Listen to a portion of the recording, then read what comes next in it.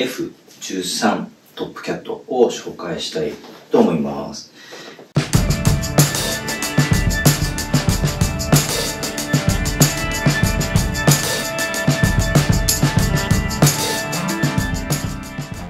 トップキャット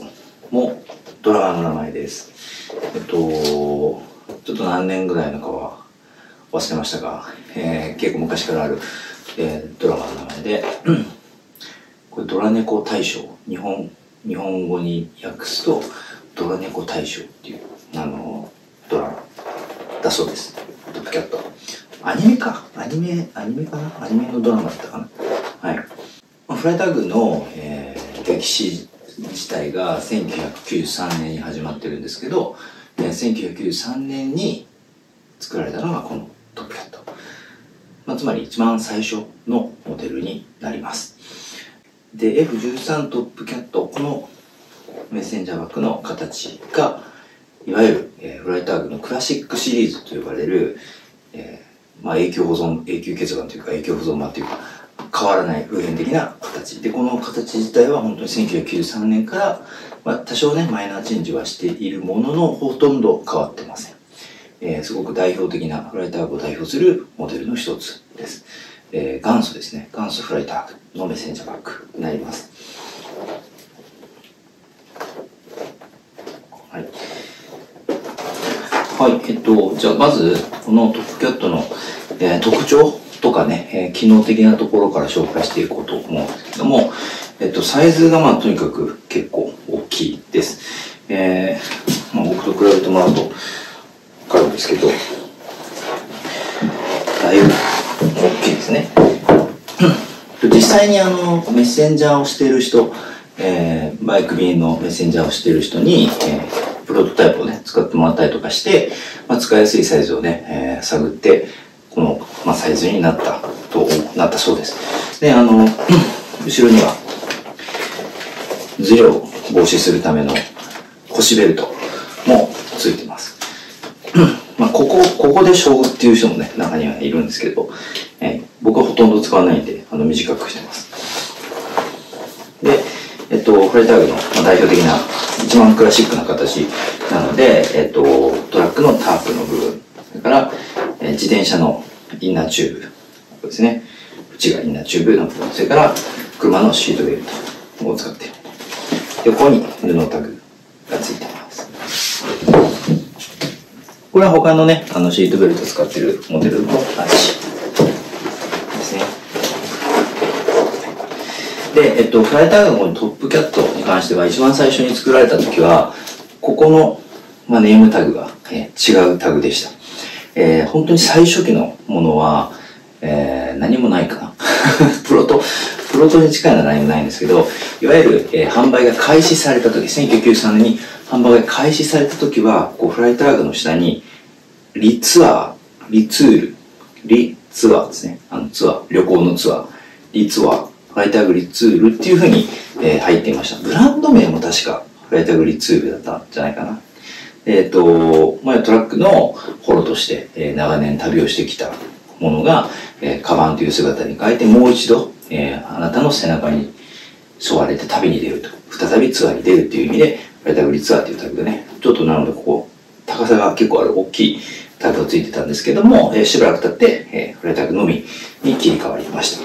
で、その最初期のね、フライタグリツアータグっていうのも、すごく数も少ないし古いので、プレミアっちゃプレミアになってたりもします。はい。で、このトップキャットは、中をね、開けると、ビルクロマジックテープになってるんですけど、内側にポケットがついています。で、この中はもう本当にもうざっくりとしていて、ここに一応ね、中敷きというか、中を分ける仕切りのタープがついてます。ポケットはすごく単純なね、もので、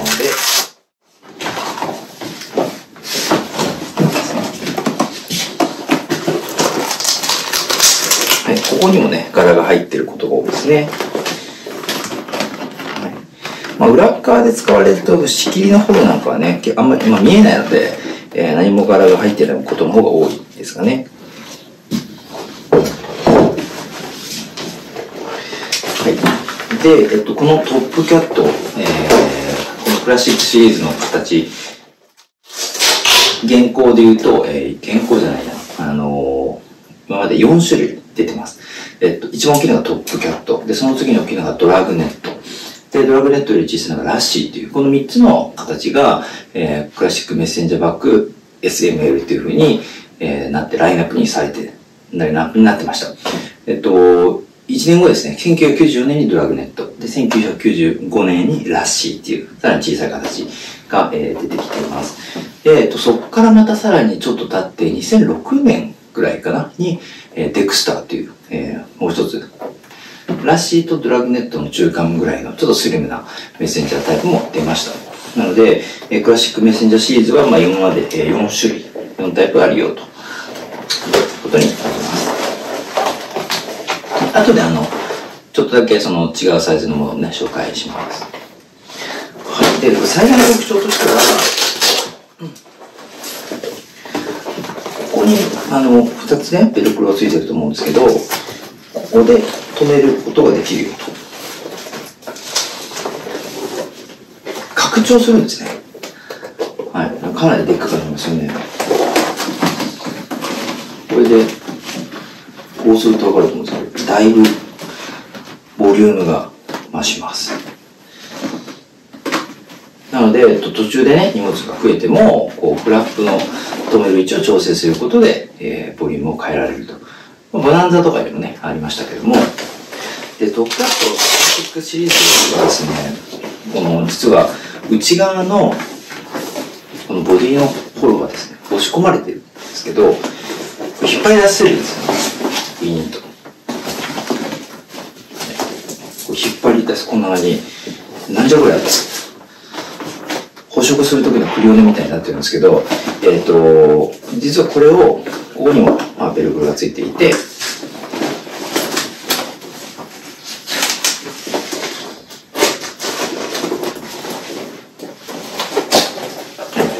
もう一つ、ここにも、ベルクロがね、現れました。つまり、最初の形、次に拡張した形、さらにもう一段拡張できるよ。はい、こんなサイズになります。めちゃくちゃ長い。長くなる。しょってみようか。こんなですね。こんな。もう、なんか、ホロに巻かれてるみたいになったかなり多分一番そうですね、クラシックシリーズでいうと、使ってるホロのボリュームが大きいかもしれないですね。前身も多いんですけど、もうこれすごいやっぱり、ホロの量がすごいです。確かに B3 パネル余裕で入りますね。B3 パネルは余裕で入ります。A にもいけますね、全然ね。まあ B3 いけるんだ A にもいける。うん、H もいける。H はギリ、ちょっと難しいかもしれないけど。はい。めちゃくちゃ、でかいサイズになります。まあ、深くなっちゃうので、取り出しにくいから、まあ、普段は折りたたんでることが多いんですけど、こう拡張した状態でこうさらにこう折り込んであげると、まあ、ここ完全にもう横から雨入らなくなりますね。ガードできます。まあ、ただ、まあ、本職でメッセンジャーやってる人はわかるんですけど、よっぽどのことがないから、ここまで拡張して使うことはないですよね。ドラグネットとラッシーにもこの機能があります。まあ、ドラグネットとね、ラッシーを紹介するときにまた細かくお話ししますけど、ラッシーは結構拡張して使うことあるんですけど、ドラグネットとトップキャットに関してはもう、普通にこのノーマルサイズで全然鼓動足りるし、まあ、ちょっと増えても、ここで止めちゃえば、かなりボリューム出るんで、全然これで鼓動足りるかなと思います。はい。で、ここの、バックで、長さ調整できるんで、かなりタイトに持つこともできるし、まあ、ロングにね、することもできるんですけど、結構チューリッヒとか、実際にファイターグのね、本店のある街で、クラシックタイプ使ってる人も結構いるんですけど、ちょっとこう短めにして、ワンショルダー風に使ってる人がすごい多いです。実際自転車乗るときはショルダーで担いじゃった方が便利だと思うんですけど、普段街でなんか見かける感じだとワンショルでなんかこんな感じで使ってる人すごい多い気がしますね。ちょっと時間にして、すぐ取り出せるし。で、トップキャットは、めちゃくちゃ大きいから使ってるホロの量が多いので、重いですね。ホロの量が増えれば増えるほどやっぱりカバン自体の重みが増えていくので、これデカめのカバンを使うときは、物が少ないとき、逆にね、持っていくものが少ないときとかに、トップキャットとかね、ハルクとか、を使うといいですよ。そのカバン自体が重いんで。ただ、ハレタグあるあるなんですけど、このホロの厚みもまちまちなので、同じモデルのボリュームというか重さは全然バラバラになります。なので、デカめのカバンもし探してるんであれば、ちょっと薄めのホロの、タイプを探すといいのかもしれないですね。はい。で、これトップキャットで、これがドラッグネットになります。はい。こう並べてみると、ちょっと一回り小さくなっていることがわかると思います。ただ、人が持ってるのを見ると、ドラッグネットも結構でかいので、女性が持ってたりとかするとかなりでかく見えます。なので、パッと見、どっちがドラッグネットでどっちがトップキャットなのかって分かんなくなったりすることもあるんですけど、後ろを見ると、その腰で留めるのベルトが斜めになっているのがトップキャットです。ドラッグネットはまっすぐです。だから、なんか、もしオークションサイトとかで、トップキャットなのかな、ドラッグネットなのかなとかって書いてなくて分かんない時とかは、後ろの写真を見ると、ここが斜めになってればもう間違いなくトップキャットになります。ドラッグネットで斜めになってるのは見たことないですね。で、クラシックの S がラッシーというもの。はい、これがラッシーです。やっぱ小さいですね。ドラッグネットと比べると、3つ重ねるとこんな感じですね。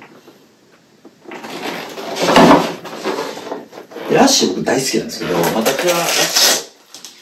ーを紹介するときに話をしますけど、拡張、このぐらいの拡張したときに、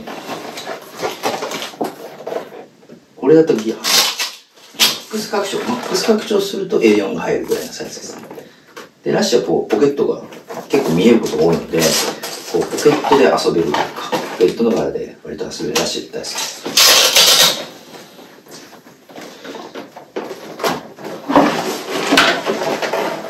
これはですね。これはフィクセマーという会社の、郵送会社のフローになります。使ってます。で、フライターグが1993年にこのトップキャットをリリースして、最初は、紙の箱に入ってた売り方をずっと長年してたんですけど、このトップキャット出たばっかりの時は、段ボール紙でくるむっていう、なんか、小包みたいなね、パッケージで売られていました。かなり人気があったそうですけど、本当に原点ですね。フライター兄弟が一つ一つ手作りしていたものになります。で、フライターグっていうそのブランドがですね、これも一点全部ユニークピースなので一点物なんですけど、そのフライターグをフライターグたらしめてるカバンでもあるんですけど、その功績がですね、割と早い段階で認められて、このトップキャットっていうモデルがモマ、ニューヨークの現代美術館ですね。ニューヨーク現代美術館で、展示されます。で、そのまま、収蔵品となっています。なので、モマにフライタグって、置いてあるんですね。つまり、アートピースなんですね。デザインの、歴史的な、プロダクトデザインの歴史としても評価されたのかもしれないし、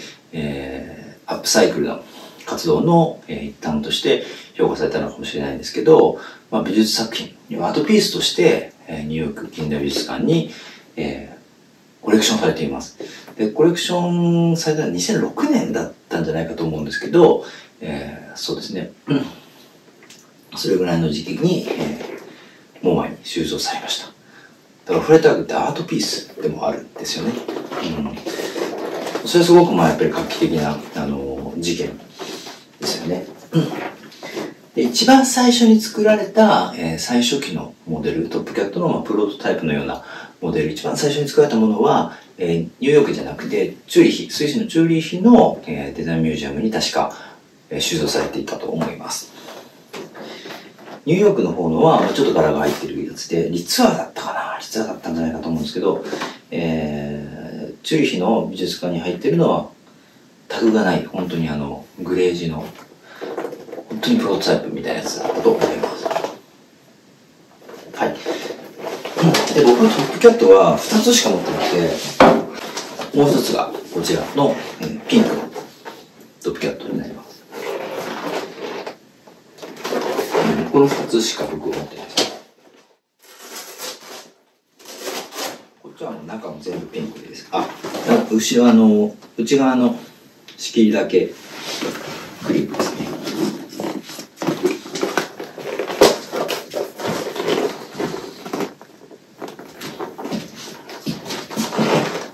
僕はだからトップキャットこの2つです。このピクセマーホロのトップキャットとピンクの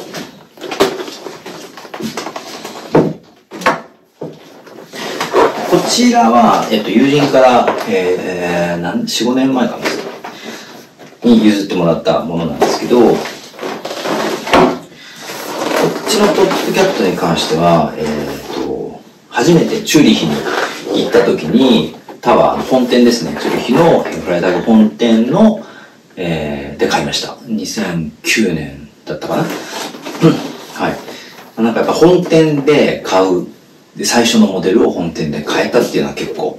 僕の中では大きい出来事でしたね。そもそもトップキャットもずっと欲しいと、前々からずっと思ってて、で、いいのがあったら欲しいなと思ってて、なかなか出会えなくて、これもあんまり回転しないモデルの一つだったので、でかすぎて。で、スイスチューリヒの本店に行った時に、引き出しにあっても即決しました。これも買いますと。はい。結構これはもう、自分の中では、マスターピースというか、できたら墓場に持っていきたいようなレベルのフライタグですね。はい。そんなわけで、これがね、モマに展示されている、収蔵されているアートピースだっていうことと、最初に作られたモデルだっていうことですかね。本当にここから始まっています。はい。なので、フライタグの本当にめちゃくちゃフライタグ好きで集めてる人とか、はですね、このトップキャットを専門的にというか集中的に集めている方もいらっしゃいます。タグがね、違う、どんどん古いタグだったりとか、いろんな亜種がこれもあるので、亜種、そうですね、集めたり、僕はトップキャット2つしか持ってないんですけど、はい。トップキャットホロもたくさん使われているので、ホロ好きな方、フライタグのホロ過激派の人たちは、トップキャット人気の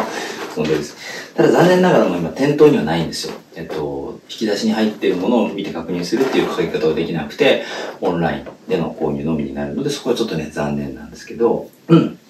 でまだ買えるので、興味ある人はぜひ購入されてみてください。はい、トップキャットの紹介でした。はい、じゃあそんな感じで今日はね、トップキャットを紹介していきました。すごくいいかも。ですけど、大好きなモデルの一つなので、ぜひぜひ